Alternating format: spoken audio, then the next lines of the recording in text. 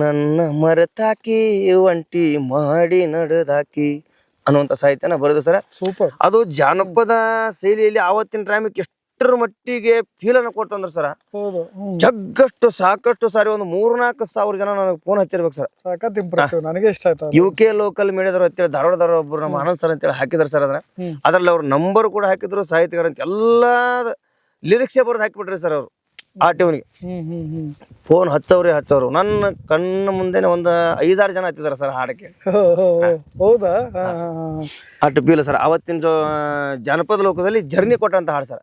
ಬೊಂಬಾಟ್ ಬಸವಣ್ಣನ ಹಾಡ ಬೆಳೆಸಿದಂತ ಹಾಡು. ಮತ್ತು ಅದಾದ ನಂತರ ಮತ್ತೆ ಇವೆಲ್ಲ ಒಂದು 5-6 ಹಾಡುಗಳನ್ನ ಹಾಡಿದ್ರು ಸರ್. ನಂಬಿದ ಗೆಳೆಯಾಗ ಕೈಯ ಕೊಟ್ಟ ಹಾದಿ, ನಮ್ಮೋಣ್ಯಾಗ ಅಂದ್ರೆ ನೀನು ಭಾಳ ಚಂದ, ಓತಲ್ಲೋ ಹಾರಿ ನನ್ನ ಗೆಳಿ ಅಂತೇಳಿ ಭಾಳ ಸುಮಾರು ಹಾಡುಗಳನ್ನ ಬರೋದು ಸರ್. ಹಾಡಿದ್ವು ಅವೆಲ್ಲ ಹಿಟ್ಟು ಆಗ್ತಾ ಬಂದಂಗೆಲ್ಲ ಸರ್ ಬ್ಯಾಡ ಅಂತ ಬಿಟ್ಟು ನೀ ಸುಮ್ಮನೆ ಅನ್ನುವಂಥ ಹಾಡನ್ನು ಹಾಡ್ಬಿಟ್ಟು ಸರ್.